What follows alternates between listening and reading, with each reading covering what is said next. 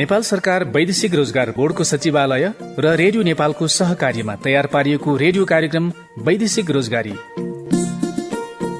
नमस्कार, कार्यक्रम वैदेशिक रोजगारीमा तपाईंलाई हार्दिक स्वागत छ। यो कार्यक्रम रेडियो नेपालको सातै प्रसारण केन्द्रबाट 6 मिडियम वेब, 25 FM स्टेशनबाट 98,100 अनि 103 मेगाहर्ज र इन्टरनेटमा www.radionepal.gov.np मा हरेक बिहिबार बिहान 7 बजेको समाचारपछि प्रसारण हुने गर्छ।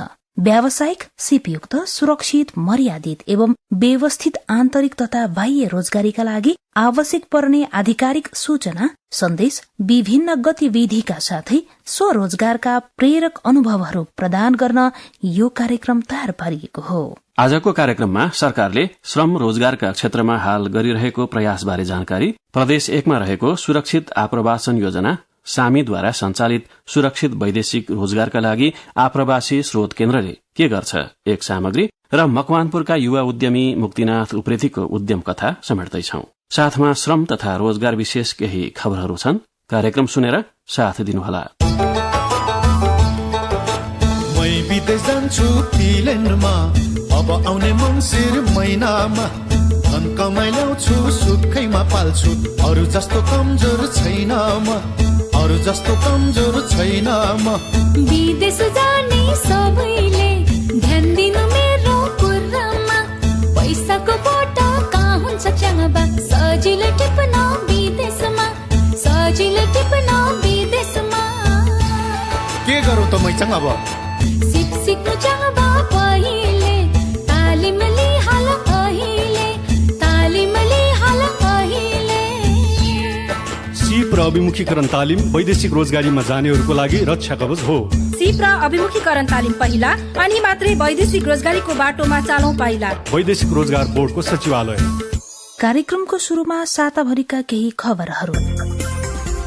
सरकारले लघु, साना तथा मझौला उद्योग, व्यावसायिक कृषि, युवा उद्यम, महिला उद्यम, वैदेशिक रोजगारबाट फर्किएका व्यक्ति, दलित समुदाय व्यवसाय विकास, कर्जा लगायत उत्पादनका क्षेत्रमा स्वरोजगार बनाउन बिना धितो प्रदान गरिने सहुलियतपूर्ण कर्जाका लागि ब्याज अनुदान कार्यक्रमलाई विस्तार गरेको छ। सिप तथा उद्यमशीलता तालिममा प्राथमिकता दिई वाणिज्य बैंकका शाखाहरू मार्फत प्रत्येक पालिकामा कम्तीमा 500 बेरोजगार युवालाई यस्तो ऋण प्रवाह गरी स्वरोजगार बनाउने व्यवस्था मिलाइएको छ। त्यस्तै कोभिड-19 को प्रभावबाट रोजगारी र आय आर्जन गुमाएका अनौपचारिक एवं असंगठित क्षेत्रमा रहेका अति विपन्न गरीब 5 लाख परिवारलाई राहत स्वरूप एक पटकका लागि प्रति घर परिवार 10,000 का दरले निश्चित मापदण्डका आधारमा नगद अनुदान प्रदान गर्ने व्यवस्था पनि बजेटमा गरिएको छ। वैदेशिक रोजगार विभागले इजरायल जान इच्छुक युवाहरूको लागि लिइएको अंग्रेजी भाषा परीक्षाको परीक्षामा 2039 जना पास भएका छन्। इजरायल जान 4,200 महिला र 5,479 पुरुष गरी 9,679 नेपालीले आवेदन दिएका थिए, जसमध्ये 6,397 जना लिखित परीक्षामा सहभागी भएकोमा 1,395 जना महिला र 644 पुरुष गरी कुल 2,039 जनाले अंग्रेजी भाषा परीक्षा पास गरेको विभागले जनाएको छ। यस्तै भोलिबाट व्यावसायिक सिप विकास प्रतिष्ठान भैंसेपाटी ललितपुरमा अंग्रेजी भाषा पास गर्नेहरूको उचाइ र तौल परीक्षण तथा अन्तर्वार्ता हुने विभागले जनाएको छ। छनौट भएका उम्मेद्वारहरूले उचाइ र तौलको परीक्षण तथा अन्तर्वार्तामा सम्मिलित हुन आउँदा दरखास्त फारम पेश गर्दा अनलाइन प्रणाली मार्फत बुझाएका सक्कल कागजात र प्रवेश पत्र लिई तोकिएको समय भन्दा 1 घण्टा अगावै अनिवार्य उपस्थित हुनुपर्नेछ। परराष्ट्र मन्त्रालय अन्तर्गत कन्सुलर सेवा विभागले अध्ययन र श्रम लगायत विभिन्न पेशा तथा व्यवसाय गरी विदेशमा रहेका नेपाली नागरिकका लागि आवश्यक कागजात विश्वसनीय, सरल र छिटो छरितो तुल्याउन स्थानीय तहसँग सहकार्य गर्ने जनाएको छ। स्थानीय तहसँगको सहकार्यमा विदेशमा लाखौंको संख्यामा अध्ययन, रोजगारी लगायत विभिन्न पेशा व्यवसायमा रहेकालाई कुनै समस्या परेका खण्डमा रहे बसेकै ठाउँबाट निवेदन दिन सकिने सुविधासहित विभागले कार्य शुरू गरेको छ। श्रम तथा व्यवसाय जन्य सुरक्षा विभागले भोलिदेखि गैर नेपाली श्रमिक नागरिकहरूको अन्तर्वार्ता लिने भएको छ। विश्वव्यापी महामारीको कारण असामान्य अवस्थामा श्रम इजाजतका लागि अन्तर्वार्तामा भौतिक रूपमा उपस्थित हुन समस्या रहँदै आएकोमा हालको अवस्था सामान्यतर्फ उन्मुख रहेको भन्दै भोलिदेखि पूर्ववत रूपमा अन्तर्वार्ता लिने विभागले जनाएको छ। सिपयुक्त रोजगारीले श्रम गर्नेको श्रमलाई सफल बनाइदिन्छ। सिपयुक्त जनशक्ति उत्पादन गर्न हाल सरकारी तथा गैर सरकारी क्षेत्रबाट विभिन्न निशुल्क छोटो र लामो अवधिका तालिमहरू सञ्चालन भइरहेका छन्। यसै कुरालाई इंगित गर्दै एक कार्यक्रम बीच श्रम रोजगार तथा सामाजिक सुरक्षा मन्त्रालयका सचिव सूर्य प्रसाद गौतमले स्थानीय तहमा अब सिप विकासका संस्थाहरू सञ्चालन गर्नै पर्ने आवश्यकता रहेको बताउनु भएको छ।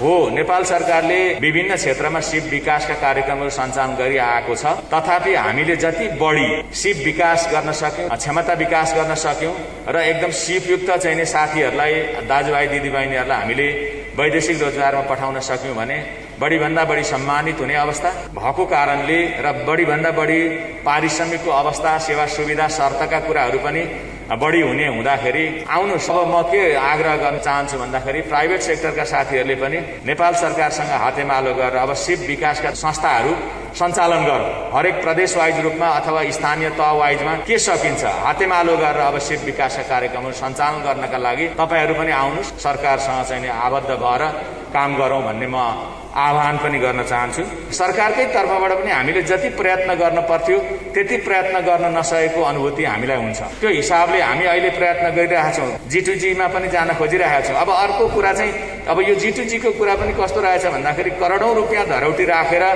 हाम्रा वैदेशिक रोजगार व्यवसायीहरू हुनुहुन्छ, संस्थाहरू छन्।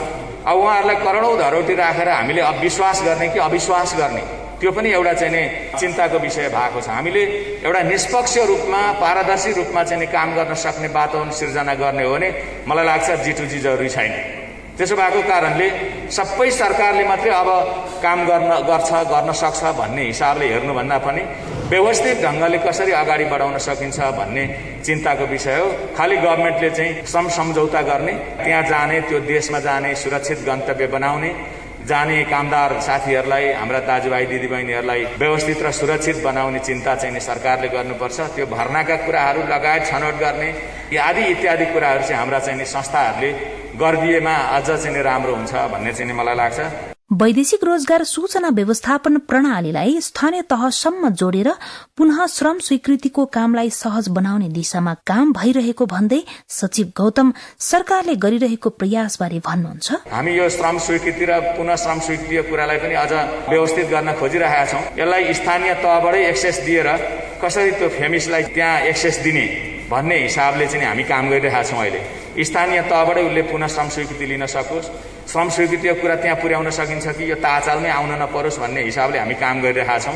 अब यो QR कोड लिने कुरामा पनि, सर्टिफिकेट लिने कुरामा पनि एकदम लामो लाइन भयो भने चाहिँ हामी स्वास्थ्य मन्त्रीज्यूसँग तुरुन्तै बसेर जुन संस्थाबाट जाने व्यक्ति हो उसको सर्टिफिकेट त्यही संस्थामा पठाइदिने व्यवस्था गरौँ भनेर हामीले उहाँहरूले एप्लाई गर्नुहुन्छ। त्यो एप्लाई गरेपछि स्वास्थ्य संस्थाले चाहिँ नि त्यहाँ QR सर्टिफिकेट पठाइदिने, त्यहाँबाट प्रिन्ट गरेर उपलब्ध गराउने भन्ने व्यवस्था मिलायौँ। त्यसले चाहिँ नि सहज पनि बनायो। त्यसो भएको कारणले श्रम स्वीकृति र पुनः श्रम स्वीकृतिका कुराहरू पनि जुन संस्था मार्फत जाने हो त्यही संस्थामा चाहिँ नि श्रम स्वीकृतिका पत्रहरू चाहिँ नि त्यहीँ उपलब्ध गराउने हिसाबले पनि हामी जाँदैछौँ।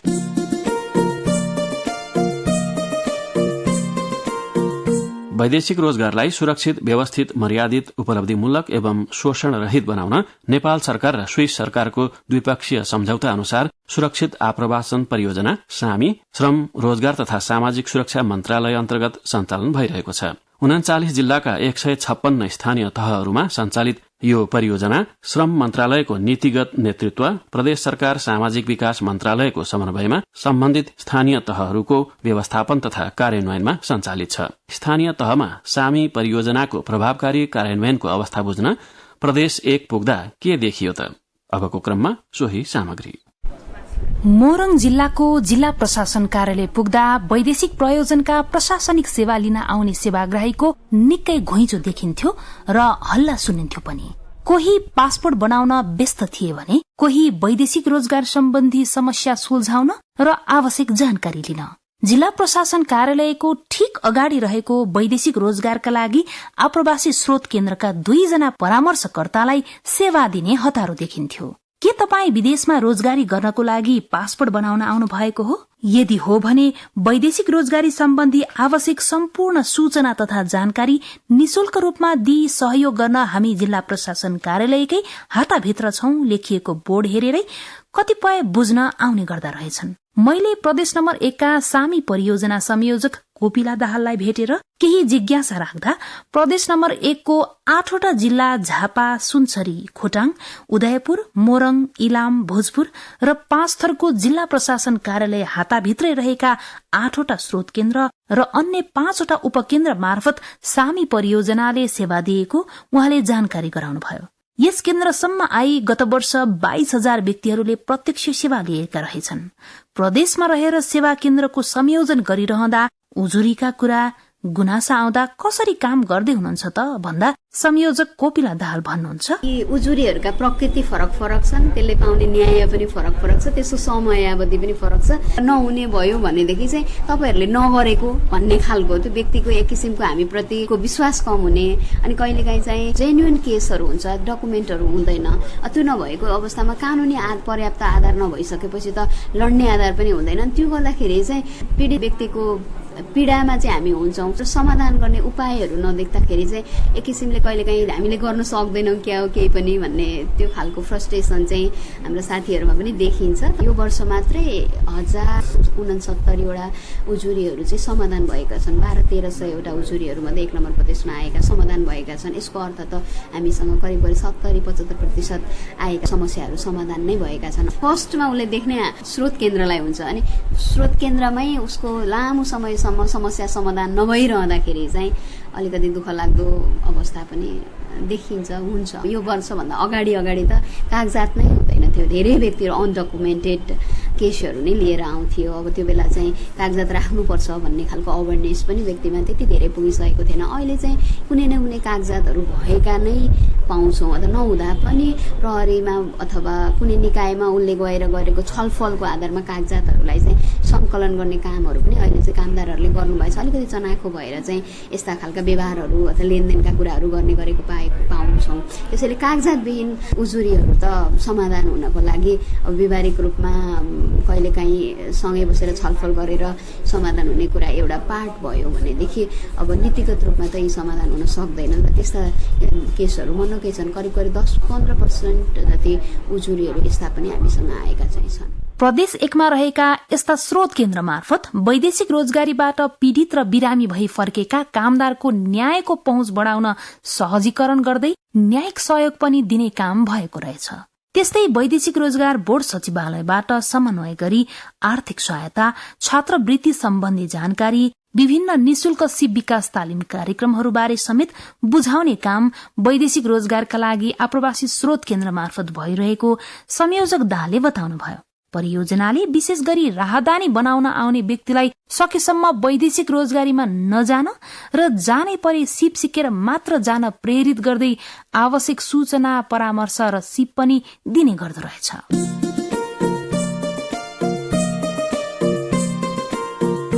अब भने उद्यमीका कुरा सुनौ। कुनै बेला वैदेशिक रोजगारीमा जान ठिक्क पर्नुभएका मकवानपुरका मुक्तिनाथ उप्रेती वर्षौं अघिदेखि उन्नत कृषि गरेर आफ्नै गाउँघरमा सन्तुष्ट मात्र होइन, अरूको लागि पनि उदाहरणीय हुनुभएको छ। सुनौ तरकारी खेतीबाट उत्तर प्रगति गर्नुभएका थाहा नगरपालिकाका उप्रेतीको उद्यम कथा। 7-8 रोपनीबाट सुरु गरेको थिएँ। प्रति रोपनी जग्गा भाडाहरू पनि जोड्दै जाँदा वार्षिक रूपमा करिब 30,000 जस्तो लगानी पर्ने, आमदानी चाहिँ त्यसको तेब्बरै जस्तो हुने अवस्था। नाफा नै रोपनीमै 40-50 हजार चाहिँ बस्न थाल्यो होइन। त्यति भइसकेपछि चाहिँ अलिक ऊर्जा बढ्न थाल्यो। 10 रोपनीबाट अब 15 रोपनी बनाउँछु, 15बाट 20 गर्छु भन्दै अहिले 25 रोपनी जग्गामा मैले अकबरे खुर्सानी, भिडे खुर्सानी र भ्यान्टा लगाएको छु। मेरो चाहिँ अब आफ्नै भने जति 5 रोपनी हो। कृषि फर्म पनि दर्ता गराएर व्यावसायिक रूपमा गर्न थालेको चाहिँ 6 वर्ष भयो। 6 वर्षका बीचमा 25 रोपनीसम्मको कृषि उद्यम गर्ने थाहा नगरपालिका बज्रबाराहीका मुक्तिनाथ उप्रेती वैदेशिक रोजगारमा जाने लहर चलेका बेला कसरी समर्पित हुनुभयो त कृषितर्फ? मैले चाहिँ पहिला संगीतको विषय लिएर 2 वर्ष ललित कला क्याम्पसमा पढियो। विदेशमा जाने लहर चलेको थियो। पासपोर्ट पनि बनाउँछु, अब चाहिँ एकपल्ट विदेश जान्छु, राम्रै कमाउँछु भन्ने एउटा तीव्र चाहना पनि थियो। पाइला अगाडि बढाइसकेको अवस्था थियो। फेरि बुवाले चाहिँ त्यसरी हुँदैन, तिमीहरू नयाँ प्रविधिसँग पनि नजिक छौ, घुमेका, पढेका, लेखेका, यही केही गर्नुपर्छ भनिसकेपछि चाहिँ भनेको कुरा एकपल्ट मानि त हेरौँ भन्ने भएन भने फेरि जाउँला भन्ने लाग्यो। लागेको थियो। त्यसैलाई गर्दै जाँदाखेरि चाहिँ सफलता मिलिसकेपछि जाने रहरै आफै सेलायो। अनि फेरि बुवाले बेला बेलामा सुनाउनुहुन्थ्यो, उत्तम खेती मध्यम व्यापार मृगिणी चाकरी पनि भन्नुहुन्थ्यो। सोच्थेँ भने मैले हामीले आफू पनि खाने, अरूलाई पनि खुवाउने, सबैलाई पाल्ने र कमाउने पनि यस्तो गर्व गर्न लायकको पेसा रहेछ कृषि भन्ने लागिसकेपछि चाहिँ अन्त मन मोडिएन। मानव जीवनको आधारभूत र गर्व गर्न लायक पेशा मात्र होइन, व्यावसायिक रूपमा पनि सफल हुन सकिने कर्म हो कृषि उद्यम भन्ने कुरा बुझ्नुभएका उप्रेती भन्नुहुन्छ। सहुलियत ऋणको उपलब्धता, परियोजनाको सहयोग, स्थानीय स्तरमा तालिम र प्राविधिक पनि उपलब्ध भइराखेकाले सहज छ। तपाईको कृषि उद्यममा लगानी, आमदानी इत्यादि कारोबारको अवस्था चाहिँ कस्तो छ त भन्ने जिज्ञासामा उहाँ भन्नुहुन्छ। लोनको लागि पनि सजिलो छ, प्रधानमन्त्री कृषि आधुनिकीकरणबाट पनि सजिलो भएको छ, स्थानीय स्तरमा तालिमहरू पनि दिने अनि प्राविधिकहरूको पनि जो भइरहेको अवस्था छ हैन। त्यो हिसाबले गर्दाखेरि हामीलाई अलिकति सहज चाहिँ भएको छ। कामदारहरू पनि अन्तको खोज्नु परेन। लगानी चाहिँ तपाईको 25 रोपनीमा एक बालीको लागि चाहिँ करिब 6-7 लाख, हाम्रो 2 बाली हुन्छ। 25 रोपनीमा चाहिँ एकचोटि लगानी गर्दा 5 देखि 7 लाखसम्म, अनि अर्को बालीमा पनि गर्दा 14-15 लाख जति लगानी हुन्छ। त्यसमा चाहिँ हाम्रो सबै खर्च कटाएर राम्रो भइदिएको अवस्थामा 15-16 लाख चाहिँ शुद्ध बचतै हुन्छ। नियमित 3-4 जना चाहिँ रोजगारी दिएको छु। व्यवसायमा बेला बेला उतार चढाव त हुन्छ नै, तर पनि ठिक ढंगले गर्दा जोखिमलाई लिएर डराउनु पर्ने अवस्था नरहेको उप्रेती बताउनुहुन्छ। फेरि शारीरिक श्रम बढी हुने हुँदा कृषितर्फ त्यति आकर्षण अझै नभएको भन्ने सोचाइ पनि भइरहँदा कसरी गरिँदैछ त अहिलेको कृषि र अवसर र चुनौतीका अनुभवहरू के छन् त तपाईका भन्ने प्रश्नमा उहाँको भनाइ छ। अब अहिले त ट्र्याक्टरले गर्दाखेरि एकैछिनमा खनजोत पनि हुन्छ, डल्ला फुटाउने अवस्था पनि त्यति गाह्रो छैन। विगतको हेरिकन त अहिले हामीलाई धेरै सजिलो छ। लेकमासम्म डाँडा डाँडामा भएको बारीहरूमा पनि हामीले मोटर लगाएर पानी तानेर सिँचाइ गर्न सक्ने अवस्था छ। यातायातको पनि सुविधा धेरै राम्रो छ। अनि राम्रो भइरहेको अवस्था, बजार चलेको अवस्थामा घर घरमै व्यापारीहरू लिन आउनुहुन्छ हैन। चुनौती भनेको चाहिँ बेला बखतमा बजारमा पटक्कै माल नगइदिने, नत्र सहज नै छ कृषकको जीवन। त्यस्तो आत्तिनै पर्ने अवस्था चाहिँ होइन। चुनौती पनि बेला बखतमा हामीले भोग्नुपर्छ। कहिलेकाहीँ चाहिँ फेरि अचम्मै लाग्दो खालको भाउ पनि भेट्छौँ, त्यस्तो खालको छ अवस्था। 7-8 रोपनीबाट व्यावसायिक कृषि शुरू गर्ने उप्रेती 25 रोपनीमा गर्दै गरेको र अझ 50 रोपनी पुर्याउने योजना रहेको बताउनुहुन्छ। त्यसो त जुनसुकै व्यवसायमा सधैँ एकनास मनग्य आमदानी मात्रै हुन्छ भन्ने पनि हुँदैन। तपाईको व्यावसायिक कृषिको अनुभव अनुसार तपाईले भोग्नुभएका उतार चढावका अवस्थाबारे पनि केही बताइदिनुहोस् न भन्दा उहाँ भन्नुहुन्छ। गत साल नै वैशाख जेठमा चाहिँ बिक्री नै नभइदिएर लकडाउन कोरोनाले गर्दा 6-7 लाख डुबेको थियो। तर पोहोरकै साल भनौँ 77 सालमै मैले चाहिँ लगभग 12-13 रोपनी जग्गामा थियो अकबरे। त्यसमा चाहिँ मैले 22 लाखको चाहिँ बिक्री गरेको थिएँ। लगभग 5-6 लाख खर्च कटाएर 15 लाख जति चाहिँ नेट बचेको अवस्था थियो। कोरोनाको यो संक्रमणहरू चाहिँ लगभग अन्त्य जस्तो भइसकेपछि 25बाट जनशक्ति पाइयो भने 50 रोपनीसम्म गरौँ योजना चाहिँ छ। अब हेरौँ परिस्थितिले के गर्छ। अहिलेको अवस्था बजार हेर्दा पनि केही नै नहुँदा पनि 10-12 लाख बच्छ र धेरै हुँदाखेरि 20-30 लाख जति चाहिँ बच्छ भन्ने खालको एउटा आँकडा बजारले चाहिँ देखाइसकेको अवस्था छ अहिले तत्काललाई चाहिँ। संयम र धैर्यपूर्वक लागेकाले आफ्नो व्यावसायिक कृषि राम्रो भएको मुक्तिनाथ उप्रेतीको अनुभव छ। कृषिमा जहाँ जहाँ जे हुन्छ त्यही त्यही गर्न सकिन्छ भन्दै उहाँ भन्नुहुन्छ।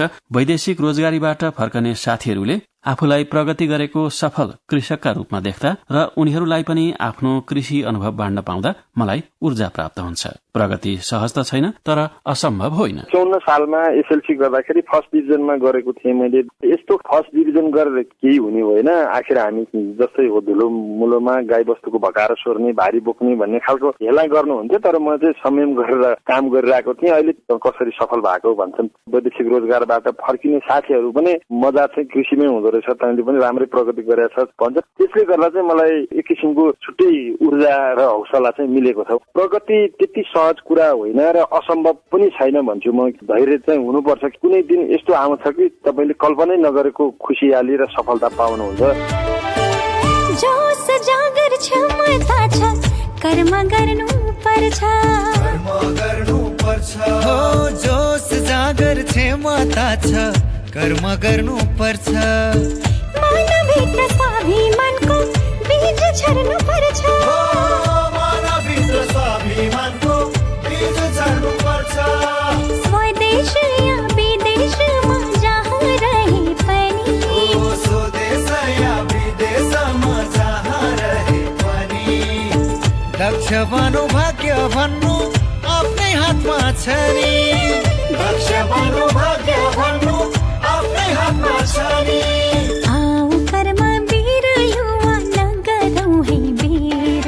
आजलाई कार्यक्रमको समय सकिने लाग्यो। अर्को हप्ता वैदेशिक रोजगारीको लागि सुरक्षा कवच मानिने पूर्व प्रस्थान अभिमुखीकरण तालिम अन्तर्गतको देशगत जानकारी दिने लघु नाटिका, सिपका कुरा र अन्य रोजगार विशेष सामग्रीहरू सुनाउन आउने नै छौं। यो कार्यक्रम तपाईले रेडियो नेपालको प्रादेशिक प्रसारण केन्द्र बर्दिवासबाट आइतबार बेलुकी 5:30 बजे मैथिली भाषामा समेत सुन्न सक्नुहुनेछ। लौ त कार्यक्रमबाट संयोजक अमर ध्वज लामा, सहकर्मी सम्झना गौतम, हेमन्त उप्रेती, अच्युत अर्याल सहित मनुका कुँवरलाई आज्ञा दिनुहोस्। नमस्ते।